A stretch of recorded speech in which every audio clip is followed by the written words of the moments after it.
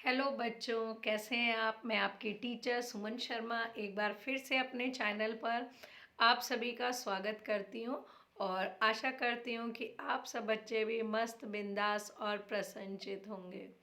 तो बच्चों, आज मैं आपको कक्षा 6 विभा हिंदी पाठमाला से पाठ 4 ईमानदार बालक की एक्सरसाइज और प्रश्नोत्तर कराने जा रही हूँ। आई होप आप सब बच्चे इसे ध्यान से सुनेंगे और समझेंगे। पाठ की एक्सरसाइज कराने से पहले मैं आप सबसे रिक्वेस्ट करना चाहूँगी कि जो पहली बार इस लिंक से जुड़े हैं प्लीज़ वो मेरे चैनल को लाइक करें, शेयर करें और सब्सक्राइब करें, जिससे हमें मोटिवेशन मिले, हम आपके लिए और बेहतर और आसान शब्दों में आपको समझा सकें। और प्लीज़ आप मेरे को बताएं कि आप कहाँ से मेरी वीडियो सुन रहे हैं। चलिए बच्चों, पाठ 4 ईमानदार बालक। पढ़िए, सोचिए और बोलकर बताइए। बसंत के पैसे छुट्टे करा कर नहीं लाने पर राजकिशोर जी के मन में क्या बातें आई होंगी।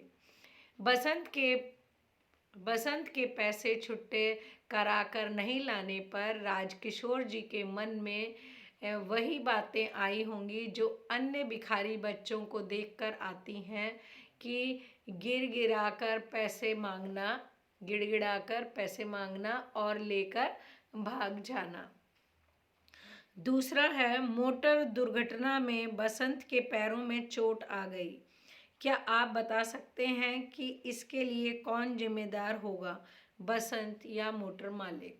इसके लिए दोनों जिम्मेदार हो सकते हैं। बसंत जो जल्दी से पैसे लौटाना चाहता होगा, जल्दबाजी में सड़क पार कर रहा होगा और मोटर दुर्घटना का शिकार हो गया होगा, या सड़क पार करते समय अचानक तेज रफ्तार से आती मोटर गाड़ी के सामने आ गया होगा। अगला है, पढ़िए, सोचिए और लिखकर बताइए। प्रश्न एमसीक्यू में, बसंत कितने रुपए छुट्टे कराने गया था। 1 रुपया। दूसरा, मजदूरों के नेता का क्या नाम था। क्या नाम था बच्चों, राजकिशोर। ग प्रश्न, छन्नी बेचने वाले लड़के का क्या नाम था, बसंत। चौथा, इस एकांकी के रचनाकार का नाम क्या है, विष्णु प्रभाकर। अगला प्रश्न है, निम्नलिखित प्रश्नों के उत्तर विस्तार से लिखिए। पहला प्रश्न का, बसंत की किन बातों से लगता है कि वह स्वाभिमानी है और स्वावलंबी है। जब राजकिशोर जी बसंत को कुछ पैसे देने लगे तो बसंत ने ये कहते हुए मना कर दिया कि वह भीख नहीं लेगा। अगर कोई सामान ले लीजिए। इन बातों से पता चलता है कि वह स्वाभिमानी है और स्वावलंबी बालक है। ख प्रश्न है, बसंत के बारे में राजकिशोर और कृष्ण कुमार की राय क्या थी और क्यों। बसंत के बारे में राजकिशोर जी की राय थी कि वह ईमानदार, स्वाभिमानी और स्वावलंबी बालक था, क्योंकि उसने भीख लेने से मना कर दिया था। इसके विपरीत कृष्ण कुमार जी की राय थी कि वह एक झूठ बोलने वाला बालक था, जो ठग कर राजकिशोर जी का पैसा ले गया, क्योंकि आए दिन आपको ऐसे व्यक्ति कहीं ना कहीं दिखाई दे सकते हैं। ग प्रश्न, बसंत के किन कार्यों से लगता है कि वह ईमानदार है। ग का उत्तर, दुर्घटना में घायल हो जाने के बाद भी वह राजकिशोर जी का 80 पैसा लौटाने के लिए अपने भाई प्रताप को उनके घर भेजता है। इससे पता चलता है कि बसंत एक ईमानदार बालक है। घ प्रश्न, राजकिशोर जी ने क्यों कहा कि इसे बचाना ही होगा। राजकिशोर जी ने बसंत के ईमानदारी से प्रभावित हो गए, क्योंकि यह गुण सभी में नहीं मिलता है। इसलिए उन्होंने कहा कि इसे बचाना ही होगा, क्योंकि इसके ना बचने पर ईमानदारी स्वतः समाप्त हो जाएगी। अगला है प्रश्न 3, किसने कहा, किससे कहा। का प्रश्न, मैं भीख नहीं लूँगा, आप छन्नी ले ले। बसंत ने राजकिशोर जी से कहा। ख प्रश्न, भाई एक लड़का छन्नी दे गया और मुझसे नोट लेकर भुनाने गया है। राजकिशोर जी ने कृष्ण कुमार जी से कहा। ग, बाजार के हर कोने पर ऐसे लोग मिलते हैं जिनका काम गिड़गिड़ाकर लोगों को ठगना है। ये ग प्रश्न का उत्तर है। कृष्ण कुमार ने राजकिशोर जी से कहा। घ प्रश्न, वह बेहोश हो गया इसलिए आपके पैसे देने न आ सका। वसंत के भाई प्रताप ने राजकिशोर जी से कहा। ण प्रश्न, चाचा तुम ही अब मुझे अस्पताल पहुंचा दो। वसंत ने भीखू अहीर से कहा।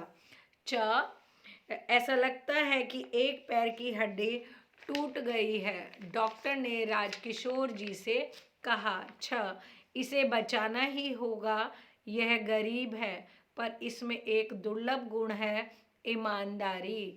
राजकिशोर जी ने डॉक्टर से कहा।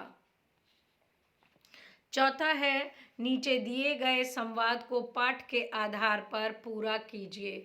कृष्ण कुमार, तो बस वह अब नहीं आएगा। बाजार के हर कोने पर आजकल ऐसे लड़के मिलते हैं जिनका काम गिड़गिड़ा कर लोगों को ठगना है। पर हाँ, आपको क्या, आप तो गरीब मजदूरों के सेवक हैं। ले भी गया तो घर में ही है। राजकिशोर पर भाई वह लड़का तो मुझे भला लगता था। चलो कोई बात नहीं, समझेंगे। 1 रुपया देकर यह भी एक पाठ पढ़ा। 5वां प्रश्न, पाठ्यांश पढ़कर प्रश्नों के उत्तर दीजिए। ये आप स्वयं से पढ़ें। और का प्रश्न, प्रताप को किसने और कहाँ भेजा था। प्रताप को उसके भाई बसंत ने राजकिशोर के छुट्टे पैसे लौटाने उनके घर भेजा था।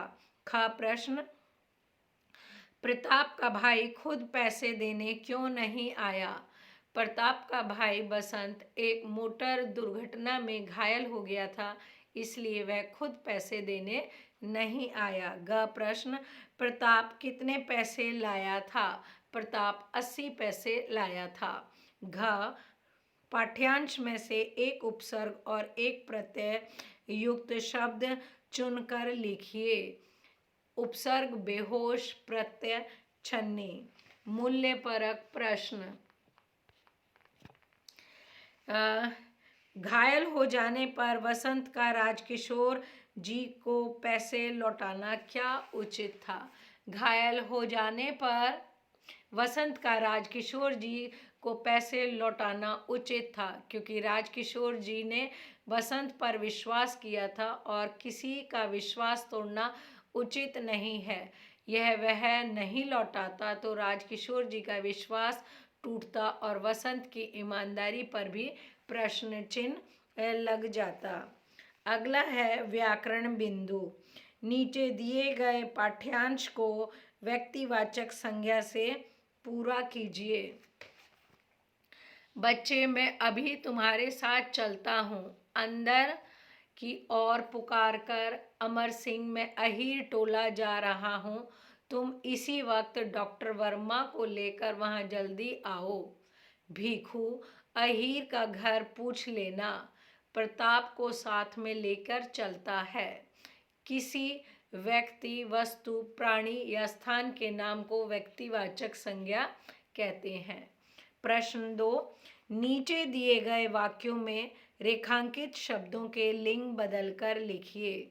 जैसे यहाँ पर, नहीं भाई मुझे कुछ नहीं चाहिए। नहीं बहन मुझे कुछ नहीं चाहिए। ख, कहिए पंडित जी आप यहाँ कैसे।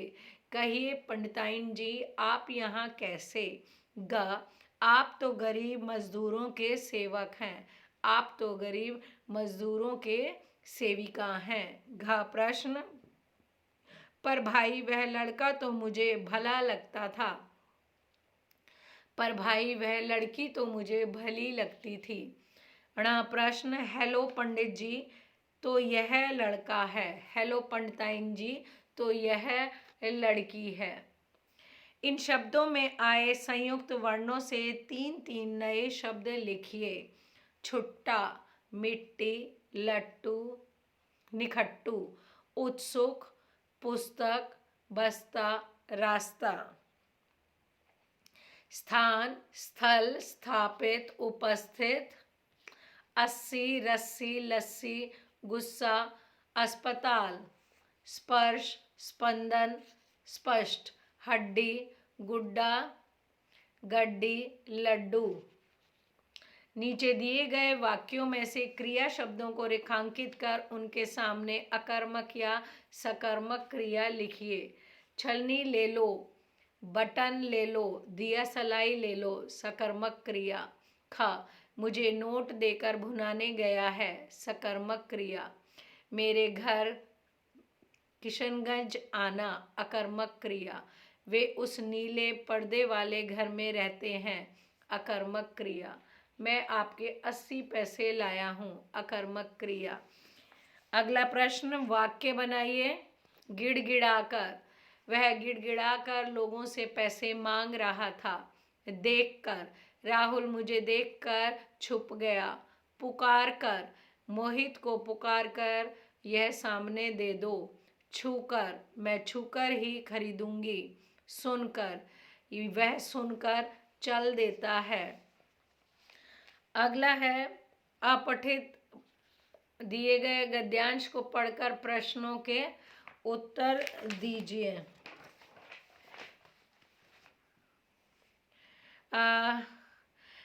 इस पद्यांश में उपवन और माली किसे कहा गया है? पद्यांश में उपवन धरती को और माली ईश्वर को कहा गया है। ख, प्रश्न, कांटों से मिलकर हम सबने हंस हंस कर है जीना सीखा, पंक्ति में कवि क्या कह रहे हैं? यहाँ इस प्रश्न का उत्तर है, इस पंक्ति द्वारा कवि कहना चाहते हैं कि मुश्किलों में हम सब मिलकर एक साथ रहते हैं। ग, प्रश्न, कवि किस सुगंध की बात कर रहे हैं? कवि जिस सुगंध की बात कर रहे हैं वे है उनकी अच्छाई।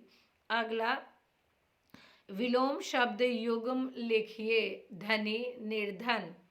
श्रृंगार का वर्ण विच्छेद कीजिए। श जमा री जमा ण जमा ग जमा आ जमा र जमा अ।